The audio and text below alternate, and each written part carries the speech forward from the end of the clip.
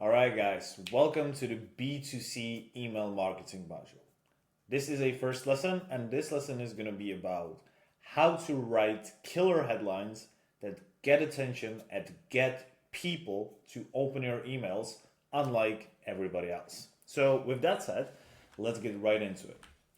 So, in this entire lesson, before I just start, right, I will show you 10 angles about how to actually write good headlines that catch attention. I will give you 10 angles, 10 different angles that all work, that all been proven to work. So let's just get right into it. So first headline is very simple, a benefit-oriented headline. So a benefit-oriented headline promises the reader a reward for paying attention. It tells them exactly how they'll gain something valuable if they keep reading. Example, how I made 43K online in just 30 days without any experience.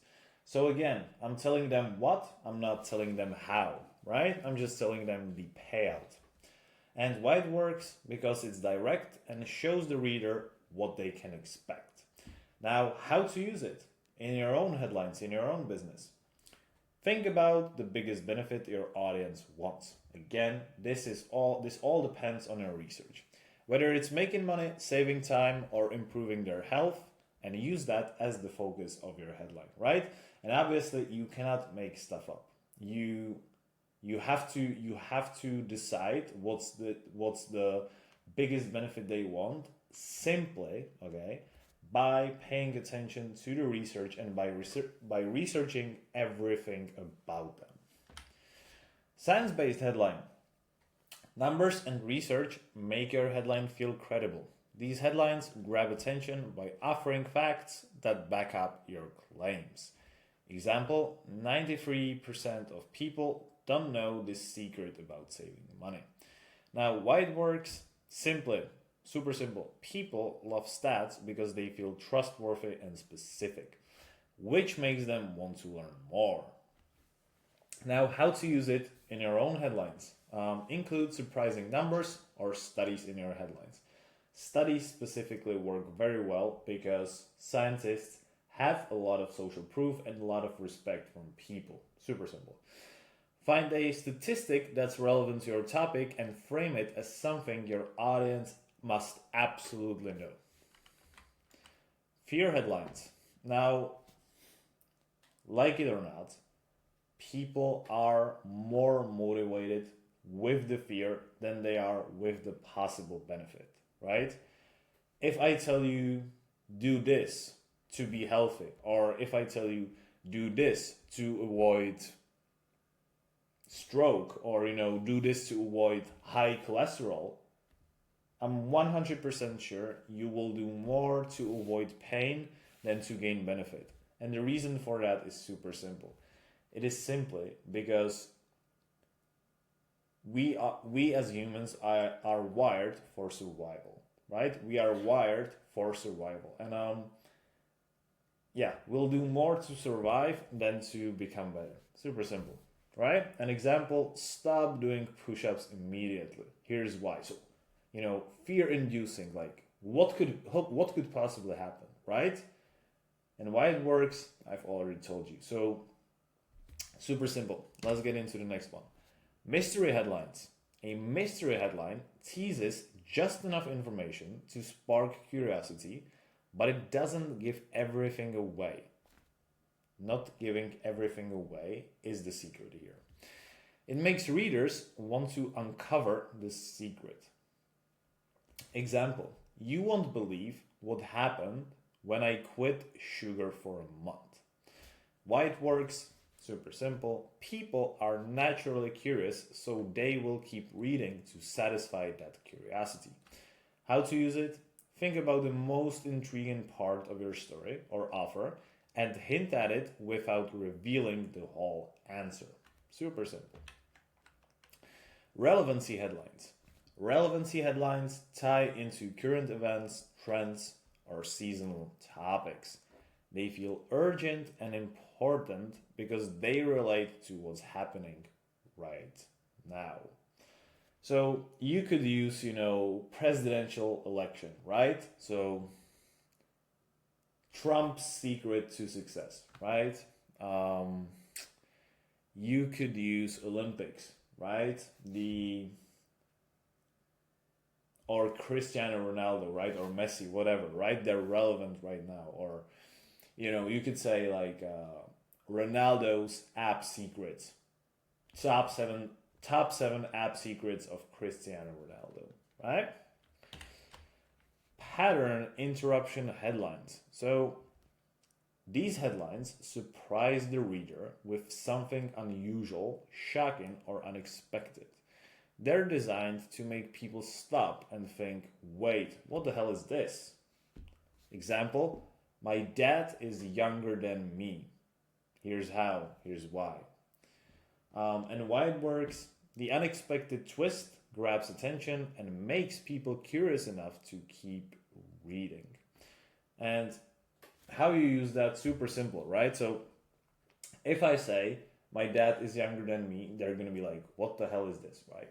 And then in the email, I reveal that he looks younger than me because, he exercises, does this, does that, blah, blah, blah. The best way to use the pattern interruption is to say the complete opposite of what people are going to expect. So, another good thing you can do is to say, man bites dog, for example, right? This is like complete opposite. Or Cristiano Ronaldo became fat. Like, it's complete opposite of what you're led to believe. Or Elon Musk is broke. Just contradiction, right? Next thing, us versus them. These headlines create a sense of us versus them vibe, giving your audience a common enemy to unite against. So, example, pharmaceutical companies don't want you to notice. So you're positioning yourself and your business in a way of you're like a savior that came here, to tell them the raw truth and to save them, right? This is like who you position yourself as, okay? And with that said, your audience feels like you're on their side and like you want to make their lives better, and because of that they will pay attention to you, okay? And this is pretty much it. Now, how to use it. Think about what your audience is struggling with or fighting against. Frame your headline as exposing something they don't want you to know, okay? So find common enemy and then get on the side of your audience and use it in your headline. FOMO, fear of missing out. So these headlines create urgency by making the reader feel like they will miss out on something if they don't act fast. Example, last 3 spots left. Don't miss out. Why it works, the sense of scarcity pushes readers to act immediately before it's too late. And now, again, we're talking about the fear, right? People will do more to avoid fear than to gain pleasure. And FOMO is the perfect example. Status and ego headlines. So these headlines appeal to pride, self-image, or the desire to stand out and be admired. Example, exercises that make every woman melt.